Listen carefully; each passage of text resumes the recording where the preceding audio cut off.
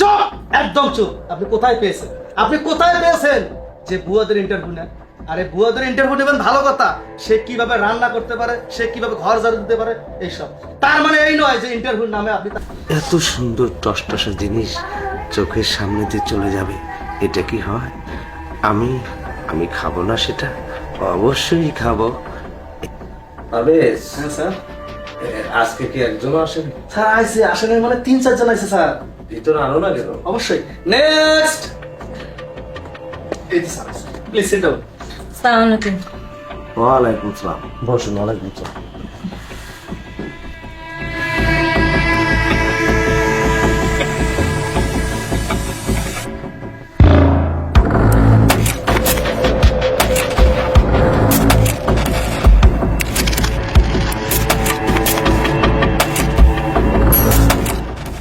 এসবের কি দরকার ছিল?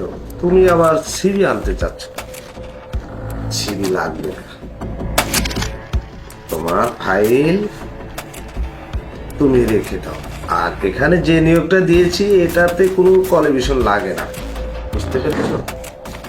আচ্ছা, আমাদের এখানে চাকরি করতে হলে অনেক নিয়ম কানুন আছে, সেগুলো কিন্তু মানিয়ে গুছিয়ে চলতে হবে। পারবে তো? হ্যাঁ পারবো স্যার। পারবে? Yes sir. তুমি একটু বাইরে গিয়ে যাও, আমি ওনার সাথে কিছু গুরুত্বপূর্ণ কথা আছে সেগুলো বলি। আচ্ছা স্যার, ঠিক আছে। ঠিক আছে, যাও। লাবণী, জি স্যার। এখানে আসো। ওখানে? হ্যাঁ, এখানে আসো। বলছি,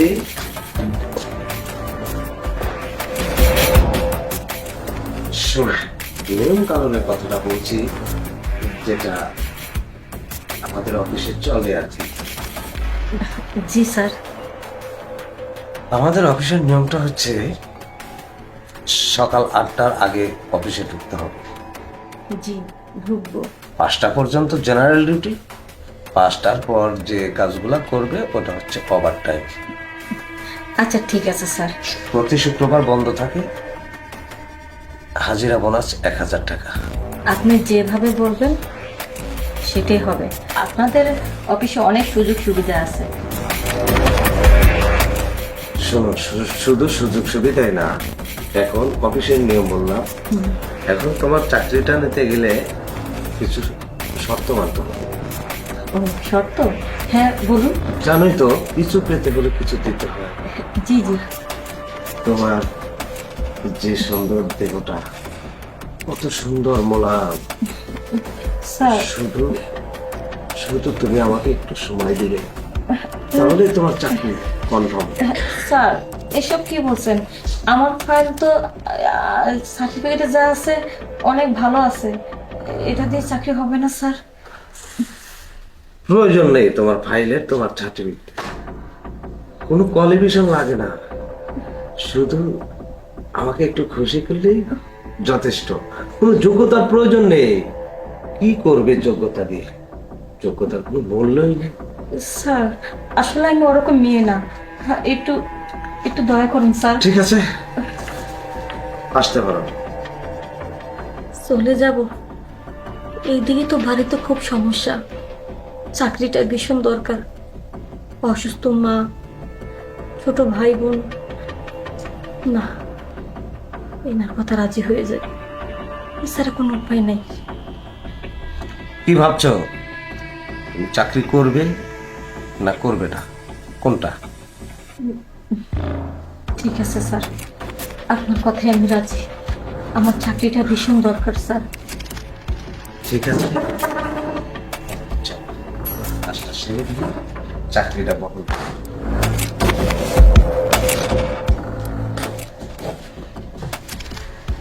আসো।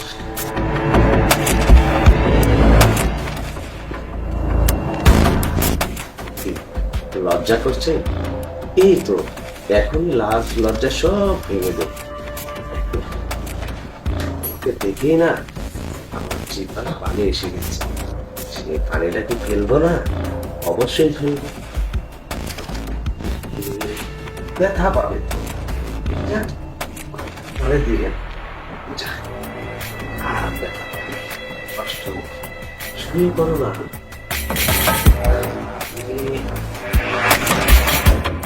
এত সুন্দর টসটসা জিনিস চোখের সামনে দিয়ে চলে যাবে, এটা কি হয়? আমি আমি খাবো না সেটা? অবশ্যই খাবো।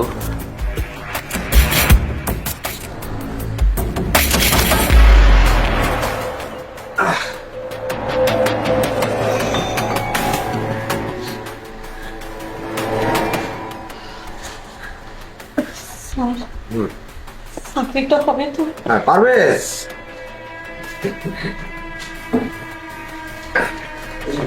Yes sir. ওর ফাইলটা জমা করো আর হাতে একটা গেট পাস দিয়ে দাও, আর চাকরি পাঠাও। ঠিক আছে, আপনি আমার সাথে আসেন।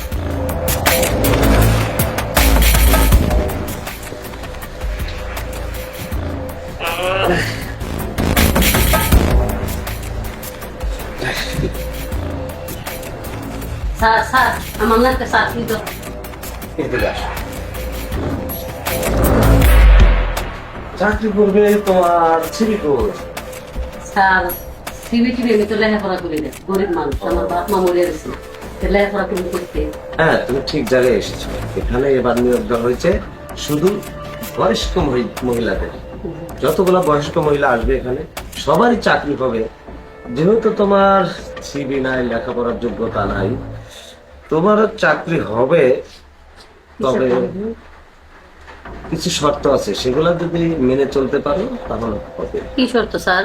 শর্তটা হচ্ছে তুমি আমার সাথে একটু সময় কাটাবে, তাহলেই তোমার চাকরিটা পেয়ে যাবে। স্যার আমি শর্তে রাজি। রাজি আছো? জি স্যার। ঠিক আছে, তাহলে চলো একটু সময় কাটিয়ে আসি, তারপরে জয়েন করবো।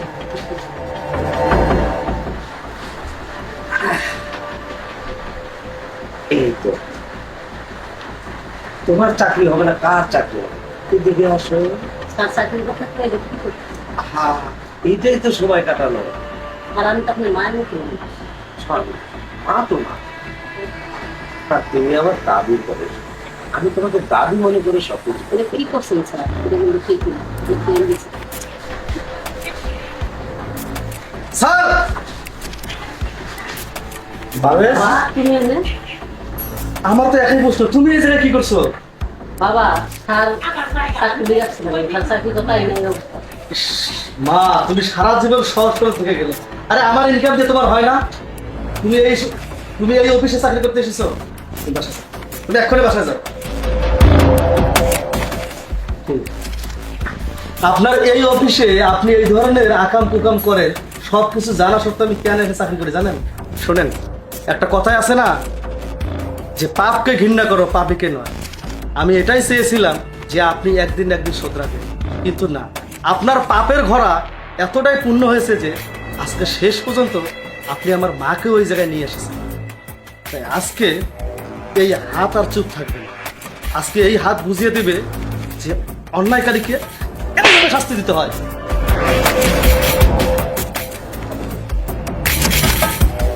পারবেশ, চুপ, একদম চুপ। আপনি কোথায় পেয়েছেন? আপনি কোথায় পেয়েছেন যে বুয়াদের ইন্টারভিউ না? আরে বুয়াদের ইন্টারভিউ নেবেন ভালো কথা, সে কিভাবে রান্না করতে পারে, সে কিভাবে ঘর ঝাড়ু দিতে পারে, এইসব। তার মানে এই নয় যে ইন্টারভিউর নামে আপনি তাকে নিয়ে সভাতে কষ্টে নষ্ট করবেন।